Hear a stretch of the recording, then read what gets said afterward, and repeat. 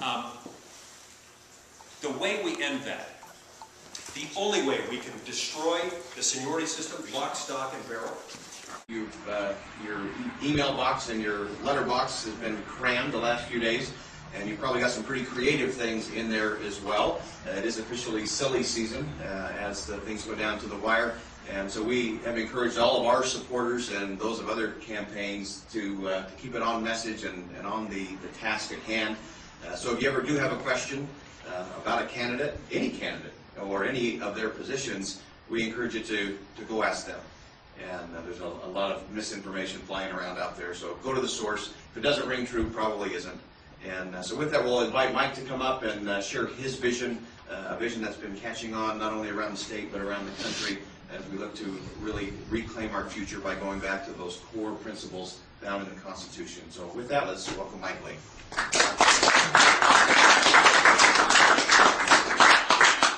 Thank you, Boyd, and thanks to Carol for setting this up, and thanks to all of you for joining us today. I've decided to run for the U.S. Senate because I think the federal government's too big and too expensive.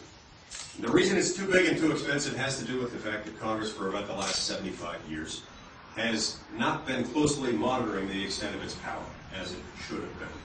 Our federal government was designed to be something that would have only limited powers. Because there was another time when we as Americans were subject to a national government that was too big and too expensive, taxed us too much, it regulated us too much. It was so distant from the people that it was slow to respond to their needs. And it was not terribly respectful of laws passed by local legislative bodies. We find ourselves in a similar position again today.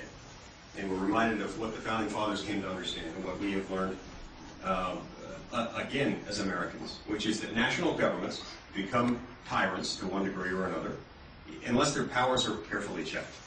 And that's true whether the national government in question is headed by a king on the one hand or an elected president on the other hand, or even by an elected president who thinks he's a king. Any of those things will lead to tyranny unless we carefully check their powers. That's why our Founding Fathers came up with a document that would carefully limit the power of the federal government to just those things that only a national government can do, and that powers that have to be exercised by a national government in order for that national government to foster the development of a nation, a single nation.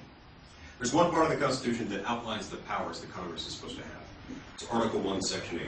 Unfortunately, it goes overlooked a lot of the time. It doesn't get discussed nearly as much as it should in schools or in the public debate, and I'm trying to change that.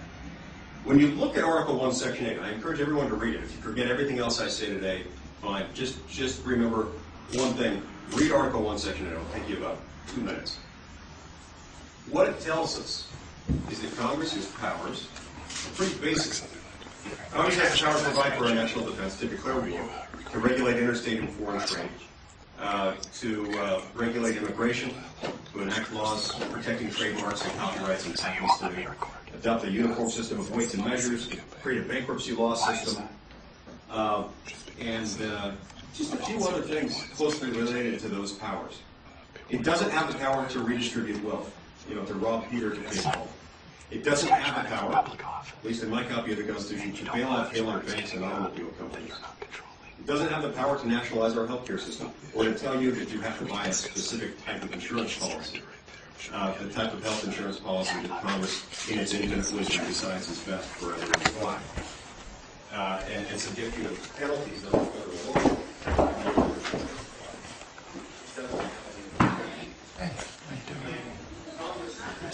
Good. Is he here? Yeah, he's coming around the piano. Those assumptions are based on the fact that the Supreme Court, since the late 1930s and early 1940s, has interpreted two parts of Article 1, Section 8. So, Boyd, I'm being told I can't record any of the proceedings. Normally we just have We're currently recording right now? Yeah.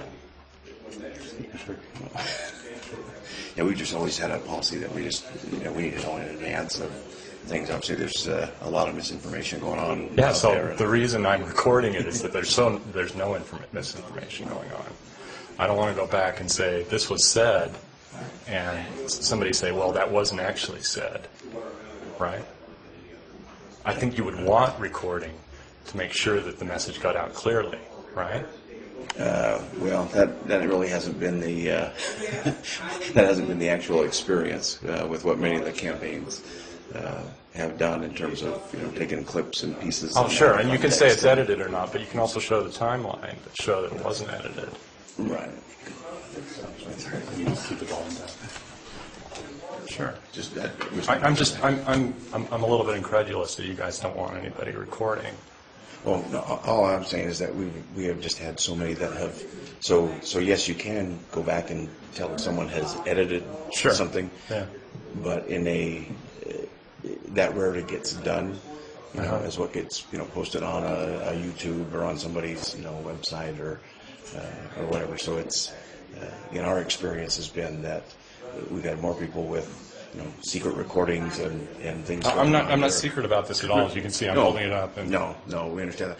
It's just that we like to make sure that we know that ahead of time. So if I would have asked before I came in and said, "Can I record?" What would you have said? Yeah, we would have taken a look at it. We'd obviously want to see your delegate or what group. I'm not a delegate. I'm just an interested citizen that wants to learn more about Mike Lee. Okay. Well, that's we've always done our policy's always been in advance. We've gotten some pretty creative stories, as you can imagine. Sure. So everything from law research to no law research going on here. So I'm just telling you that I'm an interested citizen. I want to ask him some questions. Mm-hmm. I'd like to make sure I get those answers straight. Mm-hmm. So we'd love if you'd rather I don't record, I can shut it off right now and still ask him the questions. Yeah, absolutely. That would be our. That's what you want? Yeah, that would be our preference. So if you're okay with that.